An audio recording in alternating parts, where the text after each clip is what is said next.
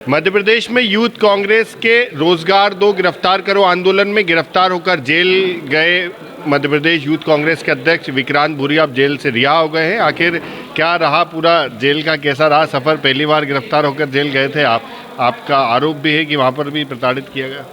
देखिए, ये अपने आप में बड़ी बात है कि जिस तरह से एक यूथ कांग्रेस प्रदेश अध्यक्ष होने के नाते और एक विधायक होने के नाते जो प्रोटोकॉल होना चाहिए वो उस चीज़ का पालन नहीं हुआ है। और जो हमारी लड़ाई थी वो बड़ी लड़ाई थी, रोज़गार को लेकर लड़ाई थी। 13 तारीख को हमने एक बड़ा आंदोलन करा था, उसके बाद हमारी गिरफ्तारी हुई थी, हम जेल भी गए थे 3 लोग, कुलदीप में पुष्पेन। और हमारा उद्देश्य साफ था कि रोज़गार देना चाहिए और ये संघर्ष की एक लड़ाई थी। पर जिस तरह से सरकार दमन पर उतारू थी, पर मुझे खुशी है कि हमारे संघर्ष की जीत हुई और 15 तारीख को सरकार ने नियुक्तियों को लेकर आदेश जारी करा है कि जिन भी परीक्षाओं के परिणाम आ गए उनकी नियुक्ति की जाए। हम इस चीज़ का स्वागत करते हैं, पर साथ में पटवारी भर्ती को जिस तरह से क्लीन चिट दी उसका हम पुरजोर विरोध करते हैं।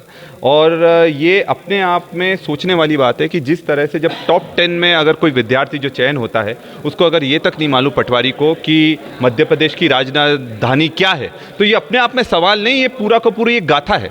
और सबको मालूम है कि इसमें जबरदस्त भ्रष्टाचार हुआ है। आप हाईकोर्ट में तथ्य पेश नहीं करोगे तो हाईकोर्ट निर्णय आपके पक्ष में देगा।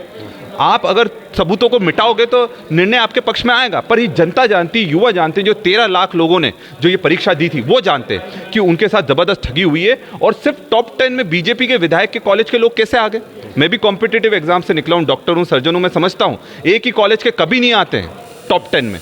और इस तरह से साबित होता है कि फर्जीवाड़ा हुआ। ये दोषियों को बचाने के लिए कार्रवाई नहीं करना चाहते हैं। और हम चाहते हैं कि जो जांच इन्होंने करी है, जो वो जांच रिपोर्ट सार्वजनिक करें और इसकी सीबीआई जांच होना चाहिए। तो आपको क्या लगता है कि सरकार ने जैसे पहले आदेश दिए थे कि गंभीरता से जांच कराई जाएगी, दोषियों पर कार्रवाई होगी, और ऐसे में क्लीन चिट दी गई है, तो क्या आपको लगता है कि सही तरह से जाँच नहीं हुई है? निश्चित तौर पर कहाँ जाँच हुई है?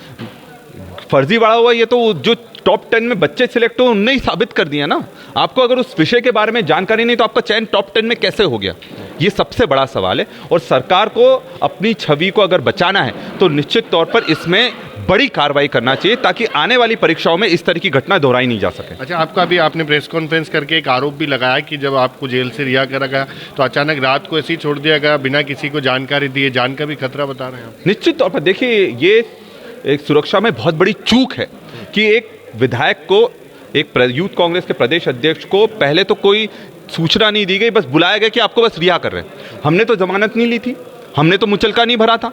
उसके बाद भी उन पर ऐसा क्या दबाव था कि जेल से भगाना पड़ा? और जेल से भगाने के बाद, रिहा करने के बाद उन्होंने ये तक नहीं पूछा आपके पास फ़ोन है कि नहीं है, आपके को लेने आया कि नहीं आया, सिर्फ जेल से बाहर कर खुले में छोड़ दिया। वहाँ अगर एक जन जो साथ में छूटा था, एक दूसरा व्यक्ति, तो अगर वो नहीं होता तो मेरे पास तो मोबाइल भी नहीं था ना, मेरे पास कोई गाड़ी थी।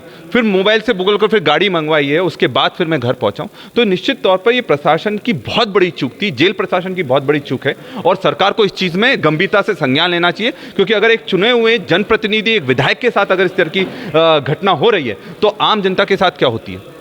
तो बिल्कुल ये विक्रांत भूरिया हैं जो जेल से रिहा होकर वापस आए हैं और आरोप भी लगा रहे हैं कि जिस तरह से सरकार ने दबाव में पहले तो पटवारी भर्ती को लेकर जांच करनी थी, वो जांच नहीं की, और उसके बाद में उसमें मामले को लेकर क्लीन चिट दे दी। सीबीआई मामले से जांच की मांग कर रहे हैं और खुद के जेल रिहाई को लेकर भी कहना है उनका कि सरकार ने जो प्रोटोकॉल होना चाहिए, जेल प्रबंधन ने जो प्रोटोकॉल विधायक का होना चाहिए उसका पालन नहीं किया और ऐसे ही रिहाई कर दी। उनकी जान को भी खतरा वहाँ पर हो सकता था, क्योंकि वहाँ पर उनके साथ कोई सुरक्षाकर्मी भी नहीं था और बाहर पुलिस जेल के कोई जवान भी नहीं थे। भोपाल से TV9 मध्य प्रदेश छत्तीसगढ़ की राम।